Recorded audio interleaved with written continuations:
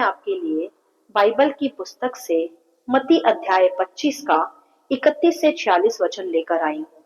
न्याय का दिन। तो चलिए भाइयों बहनों, हम वीडियो स्टार्ट करते हैं। बाइबल दर्शाती है यहाँ कि यह उस समय की बात है जब प्रभु यीशु मसीह न्याय के दिन के विषय शिक्षा दे रहे थे कि कैसा होगा वह न्याय का दिन। तब उन्होंने वहां कहा कि जब मनुष्य का पुत्र अपनी महिमा में आएगा और स्वर्गदूत उसके साथ आएंगे, तो वह अपनी महिमा के सिंहासन पर विराजमान होगा और सब जातियां उसके सामने इकट्ठा की जाएंगी। हालेलुया। मेरे प्रियो, यह प्रभु ने स्वयं के महिमामय सिंहासन के विषय यहाँ बताया है। जब स्वयं प्रभु यीशु मसीह सिंहासन पर विराजमान होंगे और सब जातियां, चाहे फिर वह किसी भी कुल या भाषा की क्यों ना हो, सभी जातियां प्रभु के सामने फिर इकट्ठा की जाएंगी। और प्रभु आप कहते हैं वहां कि फिर जैसे चरवाहा भेड़ों को बकरियों से अलग करता है, वैसे ही वह उन्हें भी एक दूसरे से अलग करेगा। वह भेड़ों को अपनी दाहिनी ओर और बकरियों को अपनी बाईं ओर खड़ा करेगा। हालेलुया। यहाँ मेरे प्रियो, भेड़े वह हैं जो प्रभु पर विश्वास करने वाले और उसके वचन के अनुसार जीवन बिताने वाले मनुष्य हैं, और बकरियां वे हैं जिन्होंने प्रभु को स्वीकार नहीं किया। तब प्रभु आगे बताते हैं कि तब राजा अपनी दाहिनी ओर वालों से कहेगा कि हे मेरे पिता के धन्य लोगों, आओ उस राज्य के अधिकारी हो जाओ जो जगत के आदि से तुम्हारे लिए तैयार किया गया है। क्योंकि मैं भूखा था, तुमने मुझे खाने को दिया, मैं प्यासा था, तुमने मुझे पानी पिलाया, मैं परदेसी था, तुमने मुझे अपने घर में ठहराया, मैं नंगा था, तुमने मुझे कपड़े पहनाए, मैं बंदी गृह में था और तुम मुझसे मिलने आए। तब धर्मी जो भेड़े कहलाई हैं उससे पूछेंगे कि हे प्रभु, हमने कब तुझे भूखा देखा और प्यासा देखा जो तुझे खिलाया और पिलाया? हमने कब तुझे परदेसी देखा और अपने घर में ठहराया, या कब तुझे कपड़े पहनाए, या कब तुझे बंदी गृह में मिलने आए? तब राजा इस पर उन्हें उत्तर देगा कि मैं तुमसे सच सच कहता हूँ कि तुमने जो मेरे इन छोटे से छोटे भाइयों में से किसी एक के साथ किया, वह मेरे साथ भी किया। हालेलुया। यहाँ पहले हम समझ लेंगे कि कौन था भूखा प्यासा या नंगा या बीमार या बंदी गृह में। मेरे प्रियो, इस जगत का हर वो मनुष्य भूखा प्यासा और नंगा और बंदी गृह में है जिसे प्रभु का वचन नहीं मिला या जो प्रभु को नहीं जानता। उन्हीं के विषय प्रभु चाहते हैं कि हम जो अब उसकी भेड़े हैं, हम जाकर जगत के भूखों को खाना खिलाएं, उन्हें पानी पिलाएं, उन्हें वस्त्र पहनाएं, और जिस शैतान रूपी बंदी गृह में वह आज पड़े हैं, उनसे उन्हें बाहर निकाले। प्रभु का सुसमाचार देकर उनके लिए प्रार्थना करें, उन्हें वचन सिखाएं।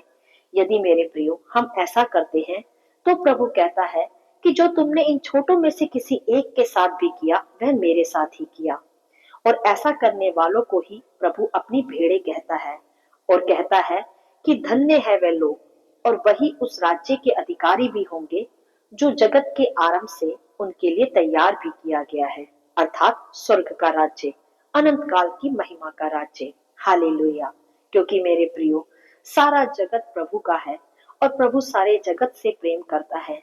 वह चाहता है कि कोई भी नाश ना हो, परंतु जिसने उन्हें उसने पहले चुन लिया है, अब प्रभु चाहता है कि हम जाकर प्रभु का सुसमाचार दूसरों तक पहुंचाएं, टूटे मन वालों को शांति दें और प्रभु का संदेश उन तक पहुंचाकर उन्हें भी अनंत जीवन का मार्ग दिखाएं। हालेलुया।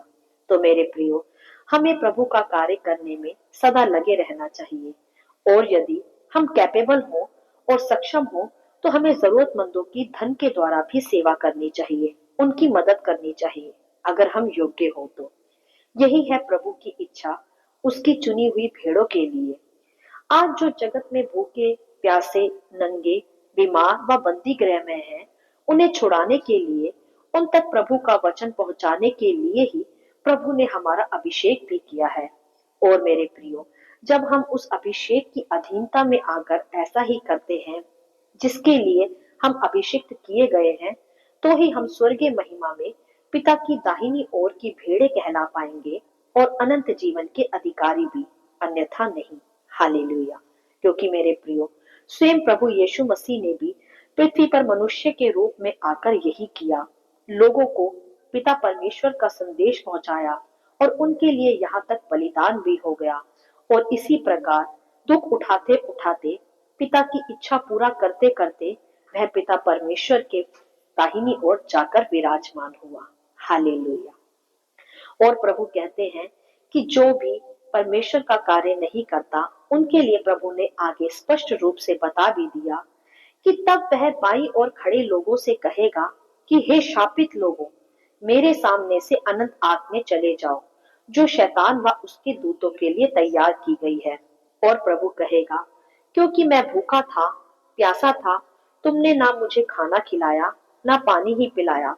मैं नंगा था, तुमने मुझे वस्त्र ना दिए। मैं बंदी गृह में था, तुम मुझसे मिलने नहीं आए।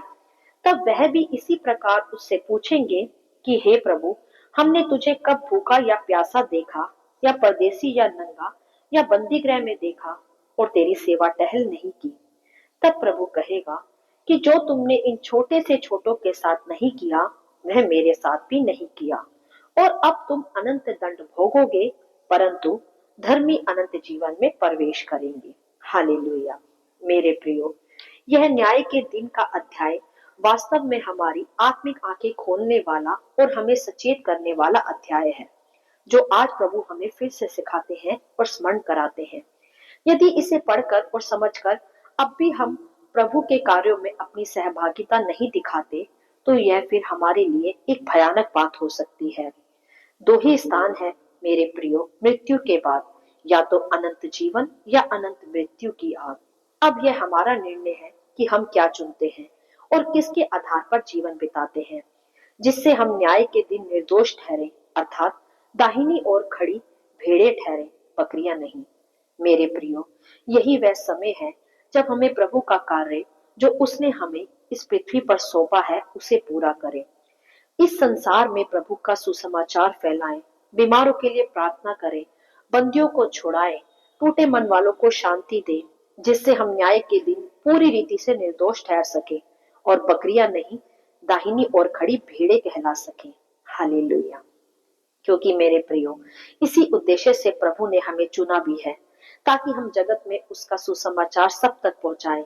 इसी से हमारा न्याय भी होगा, यही बाइबल स्पष्ट करती है और यही प्रभु आज हमें स्मरण कराते हैं।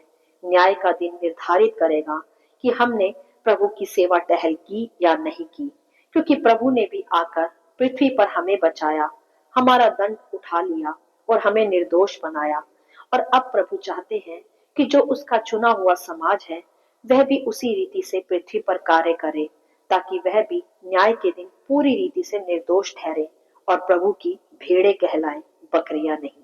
हालेलुया। आशा करती हूँ इस अध्याय का संक्षिप्त विवरण आप सभी को समझ में आया होगा।